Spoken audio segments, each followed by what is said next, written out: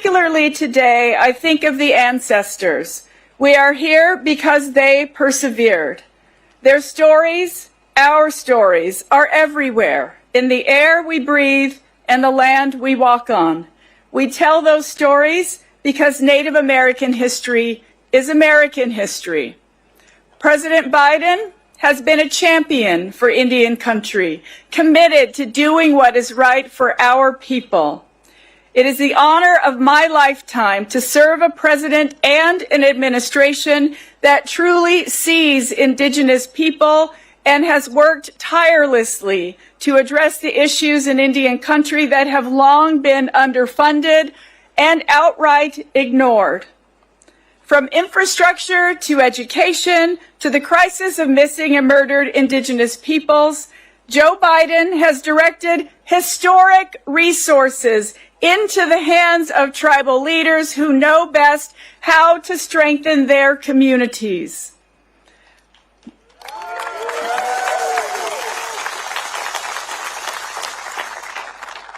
For much of this country, boarding schools are places where affluent families send their children for an exclusive education.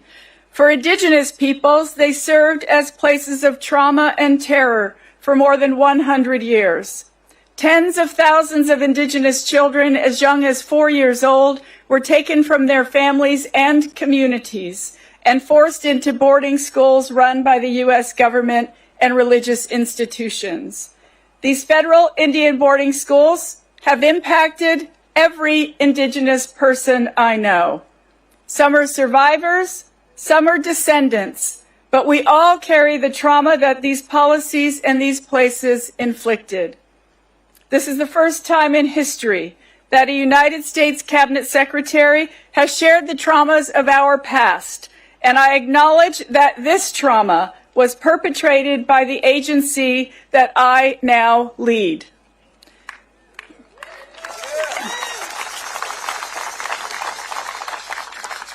For decades, this terrible chapter was hidden from our history books. But now our administration's work will ensure that no one will ever forget. Interior's Federal Indian Boarding School Initiative has shed light on this horrific era of our nation's history, a federal agenda to assimilate and eradicate Native peoples. My maternal grandparents were only 8 years old when they were stolen from their communities and forced to live in a Catholic boarding school until the age of 13. My great-grandfather was also taken, sent by train thousands of miles away from our small village of Mesita. Many children like them never went back home, and I mourn their passing alongside you. Others, like my grandparents, did return home, and I stand on their shoulders today. As part of the boarding school initiative, we published an investigative report that found loud and unequivocal truth that the federal government took deliberate and strategic actions through boarding school policies to isolate children from their families and steal from them the languages, cultures, and traditions that are foundational to Native people. But as we stand here together, my friends and relatives, we know that the federal government failed.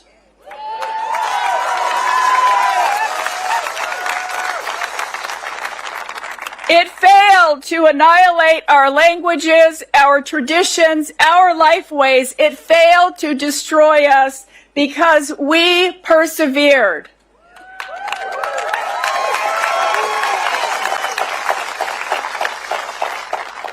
The investigative report calls on the federal government and Congress to take concerted actions to continue the work of healing from our shared past. And already we're putting some of those recommendations into action.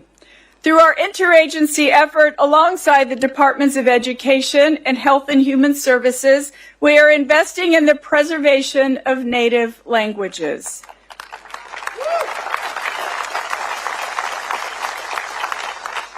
We are developing a 10-year national plan guided by tribal leaders and Native language teachers, which will be released soon. The painful loss of our Indigenous languages has been a consistent topic as we have met with survivors across our nation, from Hawaii to Michigan to right here in Arizona.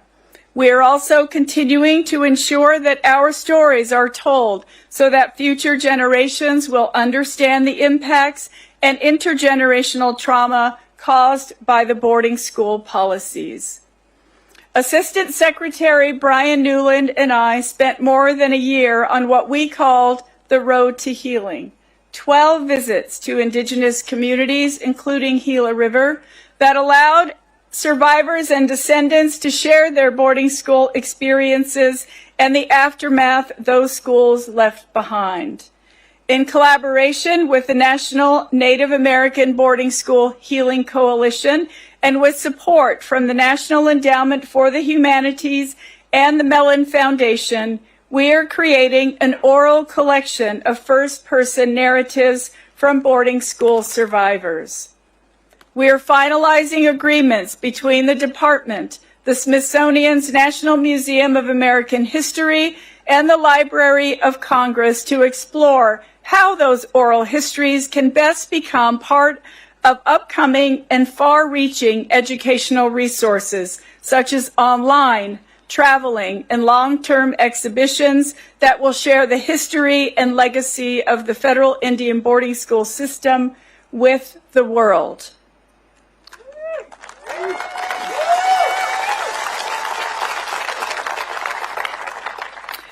So many of you have been crucial to this process. That includes the Interior Department staff, many of them Indigenous and here today, who worked through their own trauma to support this initiative. And I am incredibly grateful to my staff for everything they have done from the time this administration started.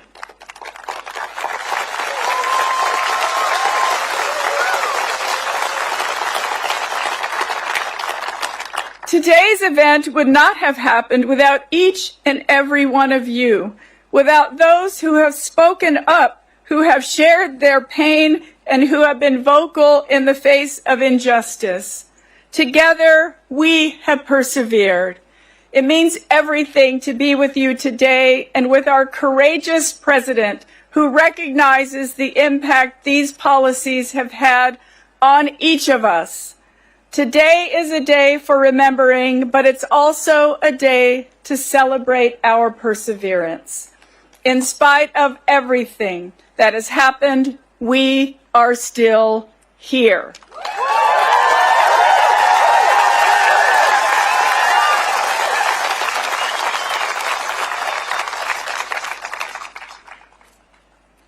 We are here healing our souls and carrying the strength of those who came before us.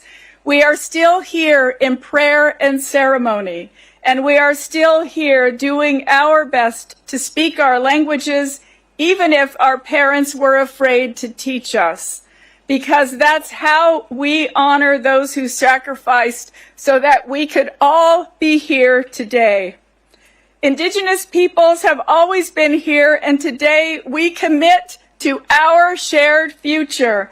Thank you, Mr. President, for bringing us together. Dawa. Thank you all so much. Thank you.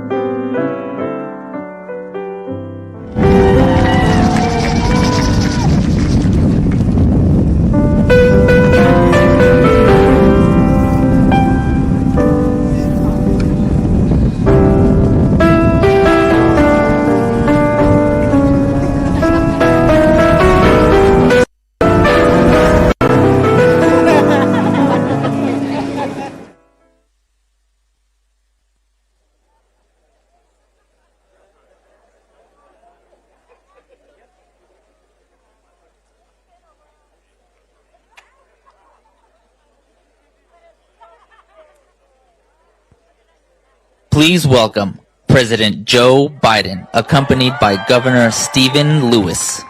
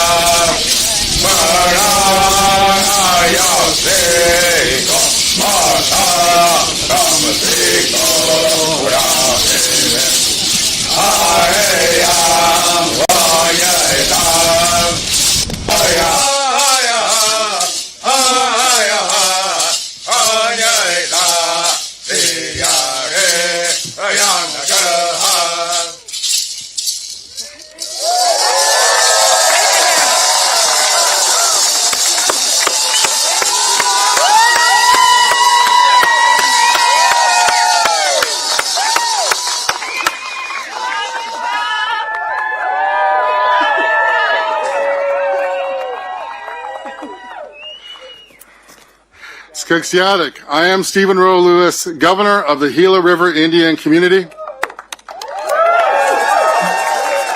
Tribal leaders and distinguished guests, it is with honor that I welcome President Joe Biden to the Gila River Indian Community. My earlier words describe the many contributions that President Biden has made to our tribal nations, with investments, saving lives, changing communities. I know I speak for everyone when I say that we've never had a president and vice president who have done more for Indian country, and we can never forget the incredible heart, his ibadah, of the First Lady.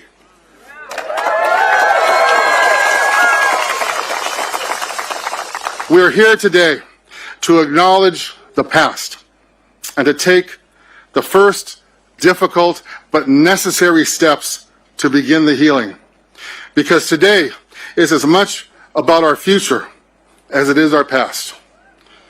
All of us present today are joined in spirit by those who did not survive the unimaginable. We offer our prayers to those who did not survive. And we offer our heart, our ibadah, to those who did, as we admire their strength. It's not surprising that President Biden, a person of unparalleled compassion, impeccable character, and profound empathy, would be standing with us today on Autumn Juvat, on Indian country. Each of us understand the solemn nature of this day, of this moment, of this historical time and place that we are all a part of. Today's words will be carried forward by all of us here, Mr. President, into future generations. This is a day built on respect and honor. We all know today, Indian country is much stronger because of the words and actions and the heart, the ibadah, the heart of President Biden. On behalf of the Gila River Indian Community, I introduce to you President Joe Biden. Thank you, sir. We love you. government, everything you've done.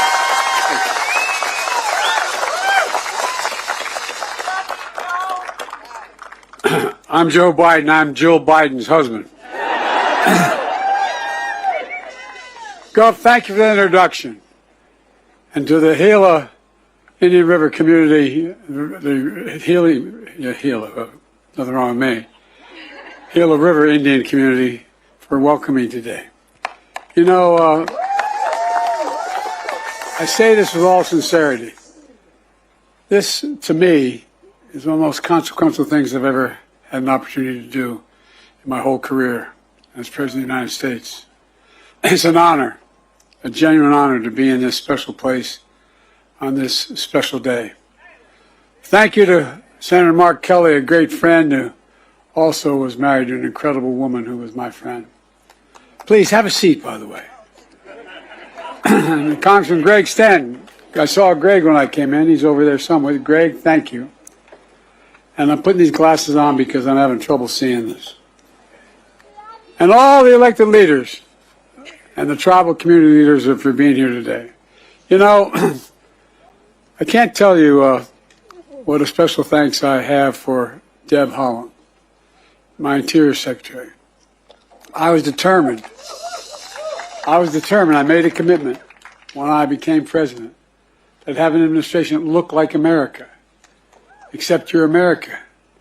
And there's never has been a Native American, an Indigenous person who was in the cabinet or in the secretary's job or any consequential job in a presidential administration. She's the first, but clearly not the last, Native American cabinet secretary ever. And her historic and dedicated leadership to strengthen the relationship between the tribal nations and the federal government is unlike anything ever happened before. That's why we're here today. You know, when I got to the Senate, I was only 29 years old. I had to wait 17 days to be eligible. And after I got elected, while I was waiting, my wife and daughter were killed. My two boys were badly injured. And the guy that came to my assistance was a guy named Danny Inouye. And the first thing he taught me, not a joke, was, Joe, it is not Indians. It's Indian nations. He was serious, deadly earnest about it.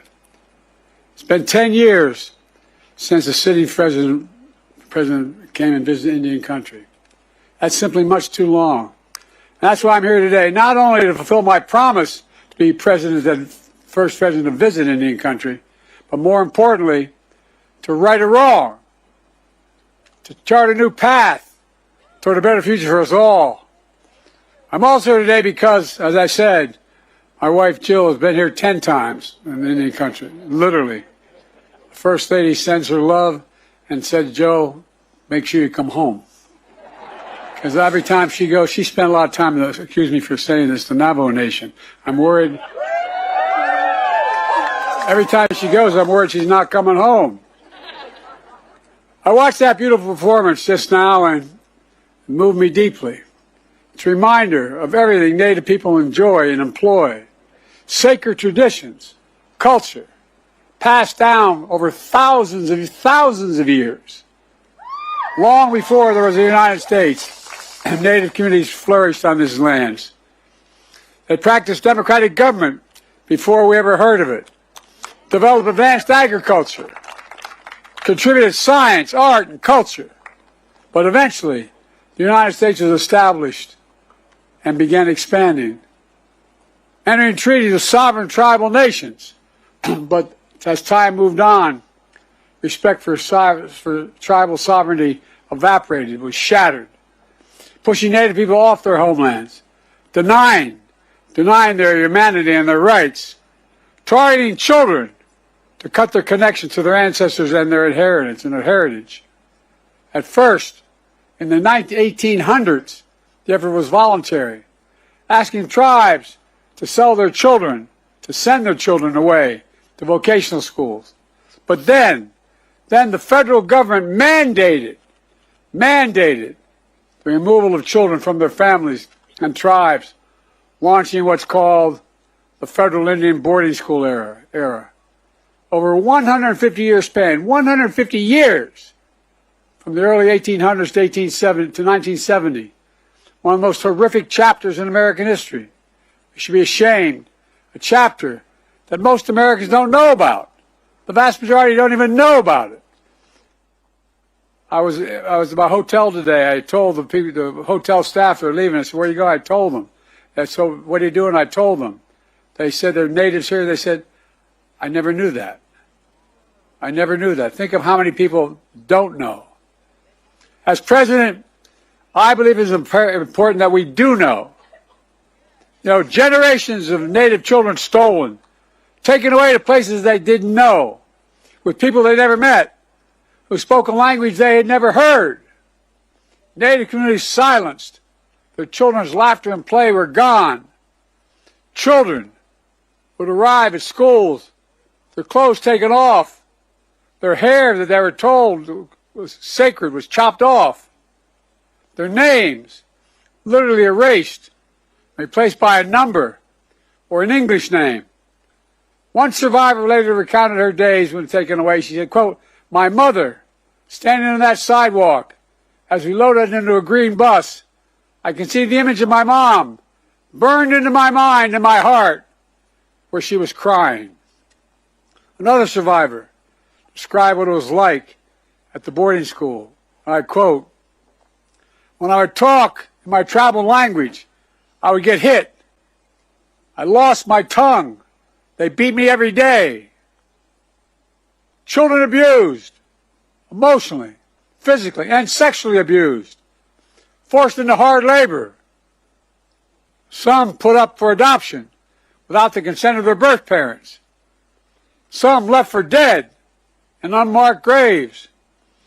And for those who did return home, they were wounded in body and in spirit. Trauma and shame passed down through generations. The policy continued even after the Civil Rights Act, which got me involved in politics as a young man, even after the Civil Rights Act was passed in 1964. It continued. All told, hundreds and hundreds of federal Indian boarding schools across the country. Tens of thousands of Native children entered the system.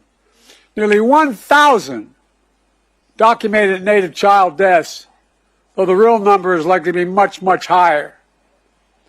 Lost generations, culture and language, lost trust. It's horribly, horribly wrong. It's a sin on our soul. I'd like to ask, with your permission, for a moment of silence, as we remember those lost and the generations living with that trauma.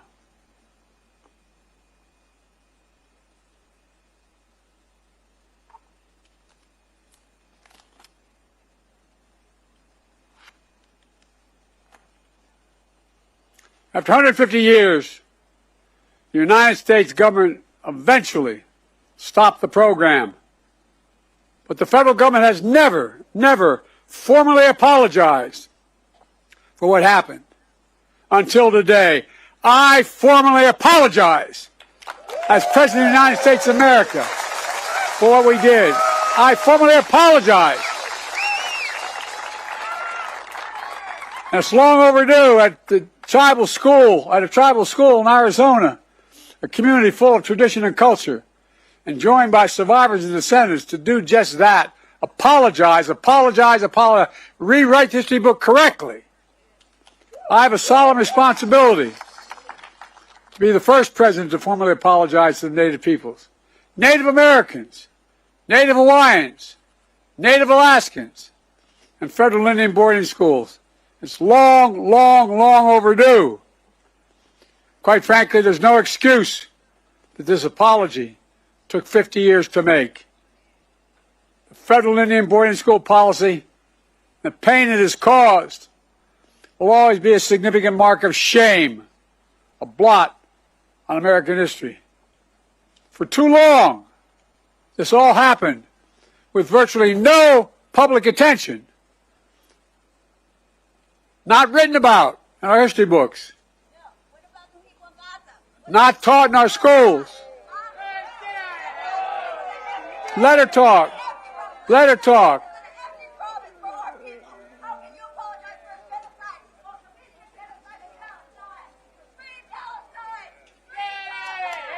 Oh, no, let her go. There's a lot of innocent people being killed. There's a lot of innocent people being killed, and it has to stop. For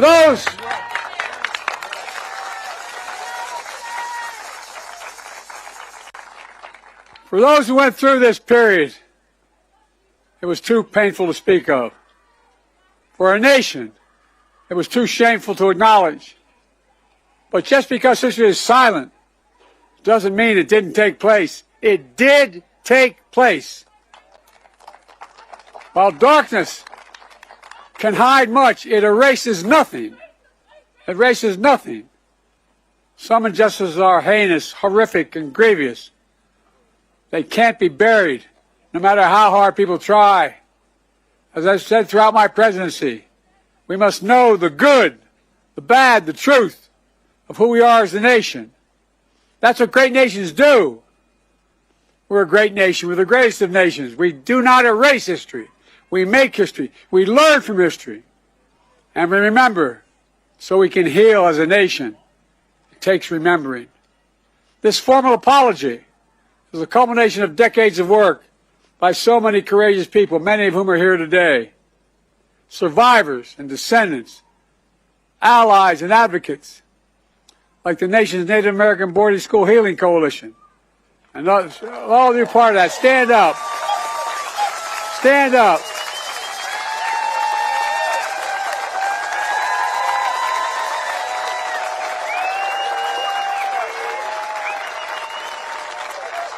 As my grandfather would say, you're doing God's work.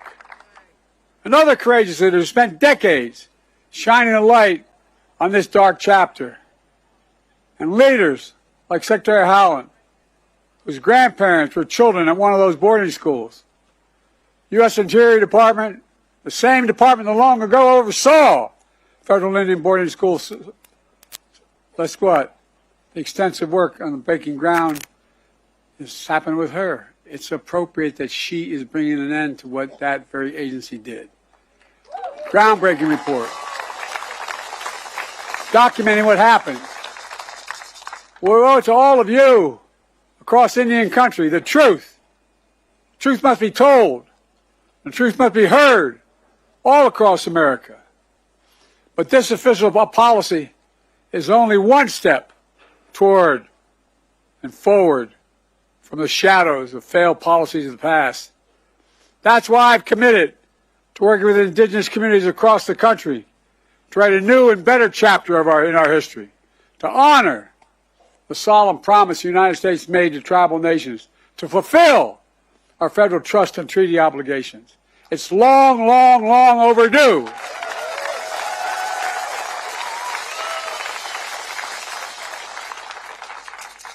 And I say this with all sincerity. From day one, my administration, Jill and I, Kamala, Secretary Howland, our entire administration have worked to include indigenous voices in all we do. Along with Secretary Howland, I've appointed Native Americans to lead across the federal government. I signed a groundbreaking executive order to give tribes more autonomy to make your own decisions, requiring federal agencies to streamline grant appropriations and applications, to co-manage federal programs, to eliminate heavy-handed reporting requirements. It's about representing your autonomy, and I might add, it's a hell of a lot more efficient when you do it too. Folks, I'm proud to have reestablished the White House Council on Native American Affairs. Relaunched the White House Tribal Nation Summit and taken historic steps to improve tribal consultation. With the historic laws I've signed, we're making some of the most significant investments in Native communities ever in American history. It's part of my Invest in America agenda. And it's helping all Americans from every state and every tribe. And that's good for all America. Helping Native communities get through the pandemic with vaccine shots in arms and checks in pockets. I'm proud this helped cut child poverty in Native communities by more than 1/3. I'm proud our economic plan has created 200,000 jobs for Native Americans. Record low employment in Native communities. With the strong support from Secretary Howell and all of you, we're finally modernizing tribal infrastructure, for God's sake. Building new roads, new bridges, delivering clean water, affordable high-speed broadband in every Native community, and so much more. Folks, we're just getting started. We're making historic climate investments in clean energy, conservation, clean water, Native communities, including co-stewardship of our land and waters. We just designated the first National Marine Sanctuary proposed by Indigenous communities, which is off the coast of California. We just got that done. And I've restored and designated multiple national monuments to honor tribal nations, including the ancestral footprint of the Grand Canyon right here in Arizona, where I had the honor of visiting. It's breathtaking. It was breathtaking.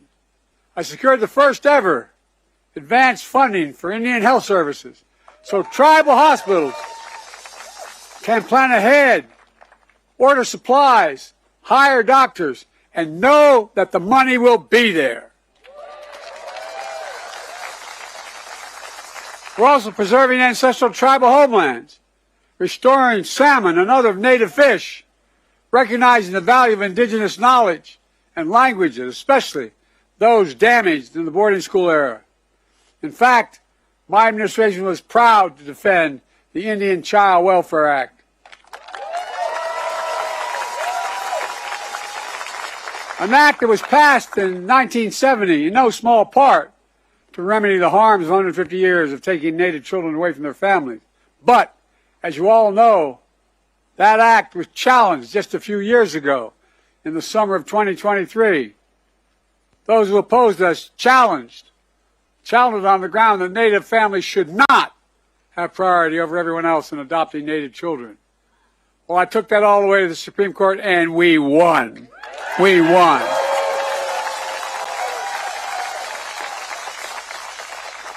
We also extended mental health programs through the Bureau of Indian Education so young people have the tools to end cycle of generational trauma.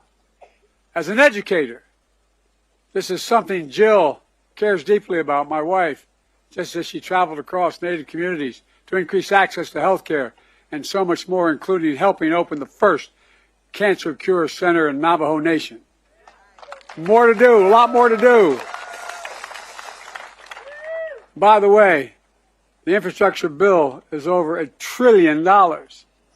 It's not a decade. I mean, it's not a quarter. It's going to be there for a decade. Much, much more to come, and you've got to get your fair share.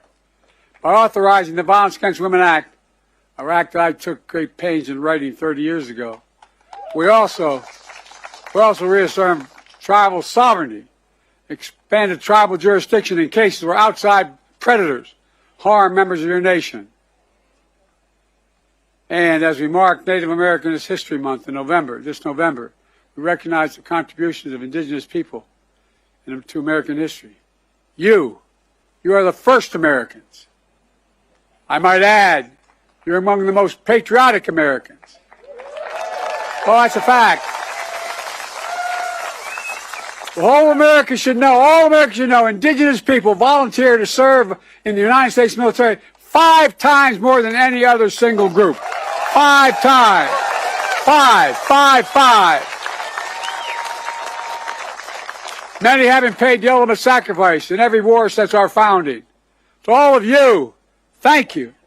Thank you for serving in so many ways as first responders, artists, entrepreneurs, educators, doctors, scientists, and so much more. Sharing your culture and your knowledge for the good of future generations. Believing in possibilities. Possibility to usher in a new era to a nation-to-nation relationship grounded in dignity and respect. It matters. My dad used to have an expression, Joey, everyone's entitled to be treated with dignity. Everyone's entitled. He meant it. Well, let me close with this. It's about restoring your dignity. I know no apology can or will make up for what was lost during the darkness of the federal boarding school policy. But today, we're finally moving forward into the light. As President of the United States, I've had the honor to bestow our nation's most prestigious medals to distinguished people and organizations all across America. That includes Native Americans who survived the boarding school era. Early in my term, I bestowed the Medal of Freedom, our highest civilian honor, on a man, my grandfather, who was an Irish immigrant and was not treated very well because he was an Irish Catholic in the coal mine era in Scranton. But he went on to be an All-American football player at Santa Clara. And every time they talked about All-Americans, he'd say, Joey, the greatest athlete in American history is Jim Thorpe. Oh, I'm serious. I knew a lot about Jim Thorpe before some of you probably even knew. As a child, Jim was taken from his home, but went on to become one of the greatest athletes ever in all American history. And earlier this week, I bestowed two other revered medals, the National Medal of Arts, the National Medal of Humanities, to 39 extraordinary Americans and organizations, including Rosetta Roll, an Alaskan native. More than 80 years ago, she was a 6-year-old when she was taken to a federal boarding school. She spent 3 years without her family not known if she'd ever come home. 9 years old, she was one of those who did come home. Over the next 7 decades, she became a leading anthropologist and advocate, building a new era of understanding. Her story, from being taken from her home as a child to standing in the Oval Office, receiving one of the nation's most consequential medals, is a story of the truth, the power of healing. When Rosetta sees young people singing traditional songs, just like we heard today, she says, and I quote, "We will hear the voices of our ancestors, and we are now hearing it through our children." For too long, this nation sought to silence the voices of generations of Native children. But now, your voices are being heard. That's the America that we should be. That's the America we can all be proud of. That's who we are. For God's sake, let's make sure we reach out and embrace. Because you make us stronger. You are America. God bless you all, and may God protect our troops. Thank you.